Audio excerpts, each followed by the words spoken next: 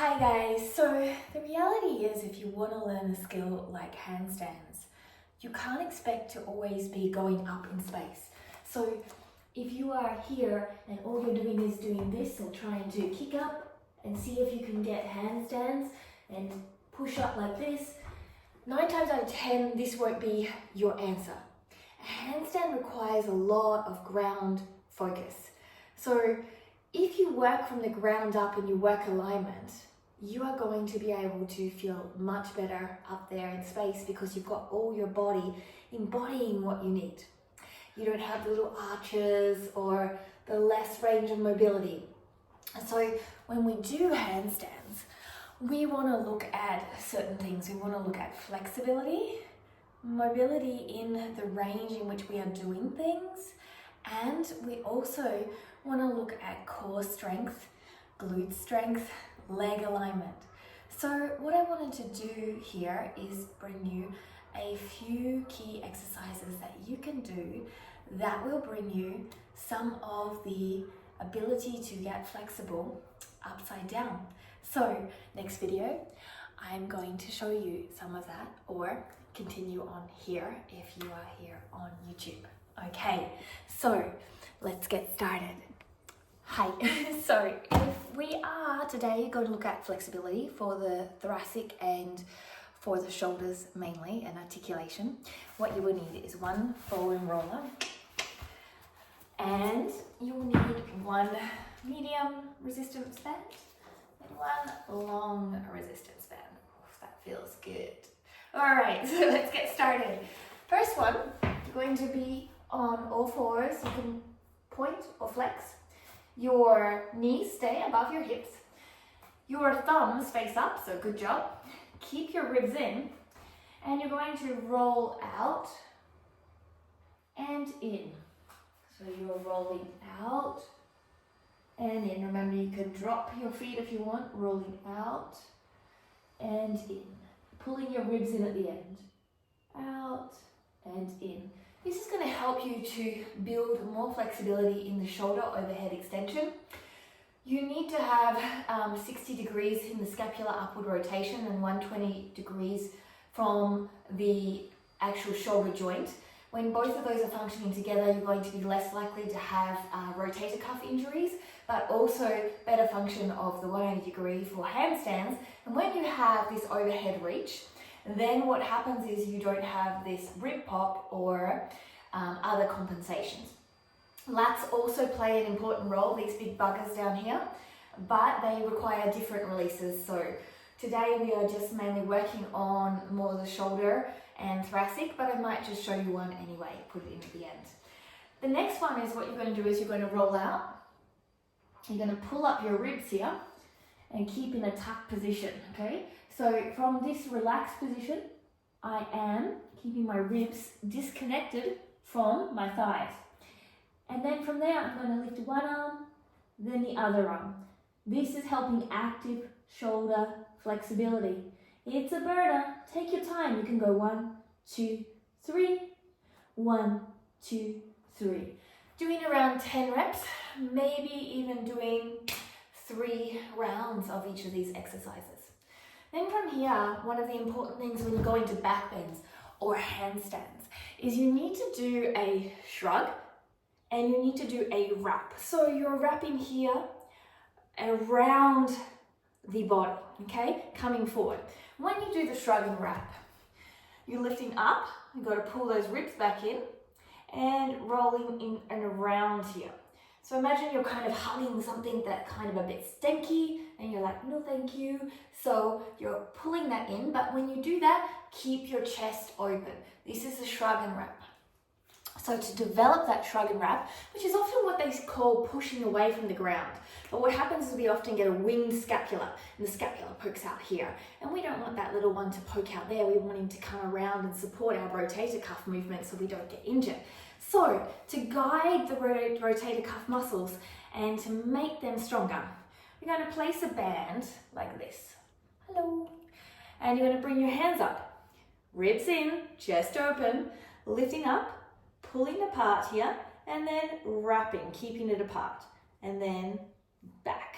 So I'm not doing this. I'm pulling in, opening my chest.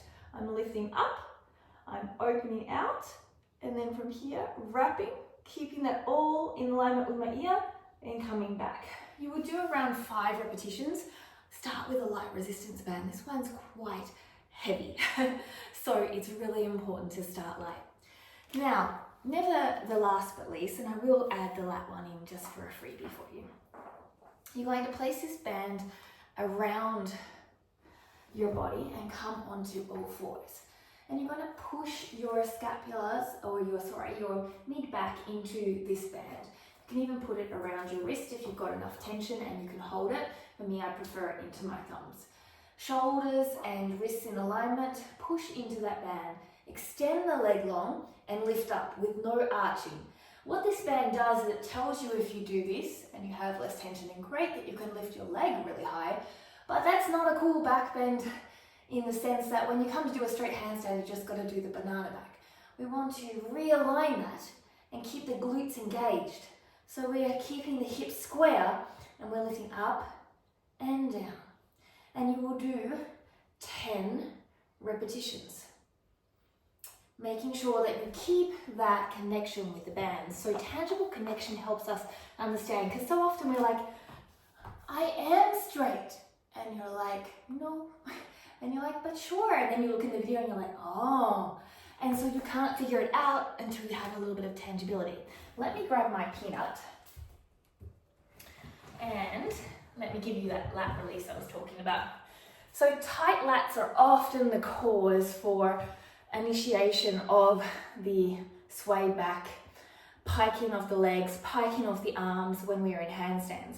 So a way to release the lat is placing a peanut here. No, not something that you eat, although they sound delicious. And this, or a peanut M&M, maybe you could put 2 peanut M&Ms.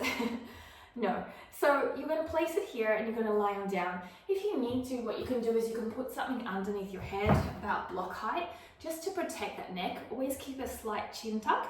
And I know that might give you a double chin, but it actually prevents double chin because it creates muscle activity in your neck. So long term it is positive. Just for the moment, you look a little bit funky. So we're lying on down. I'm trying to find a sensitive but not too sensitive spot. I have to move this over because I'm needing to move my arm a little bit. And I'm slightly rotating up towards the ceiling. Ooh la la, there's a point. I'm going to hold the band here in this hand and I'm going to resist by pulling down. You don't have to use the band, but it adds a little traction. And you're going to go 1 and 2 and all the way to the number you want. Then you'll roll a little bit and you'll do it again. Now, the way to test if this releases your lats is that you would go back to a pose like handstand, or even just off, if you're not into handstands yet, puppy pose. And I know that this arm is a little bit tighter than the other arm now. This is not only about flexibility, but it is about creating mind-muscle connection, where we're getting to the parasympathetic nervous system so we can allow our muscles to say, I'm okay, I can relax in this end range position. I'm not going to have anything happen. I know that I am in control and that I can have space to do more depth in this movement without getting injured. It's kind of a way of allowing our body not to tense up and our mind not to tense up, because sometimes, I don't know if you've ever experienced it, you're stretching and stretching and stretching and stretching and you're just like, I'm not going anywhere and I'm doing all these long holds and it's not working. And you want to stomp your feet. But sometimes we need to roll out and do like foam roller or something like this, rolling out. And then we go back to the stretch and our mind is relaxed because it connects into our mind and like, now I can reach the ground. So not only do we need to do static flexibility, PNF, active flexibility, mobility, but also myofascial release is really, really important. So I hope this video helped. A little bit of journey into handstands and flexibility. Don't forget to ring the bell and support me if you're on YouTube, or like and comment. All of these things help.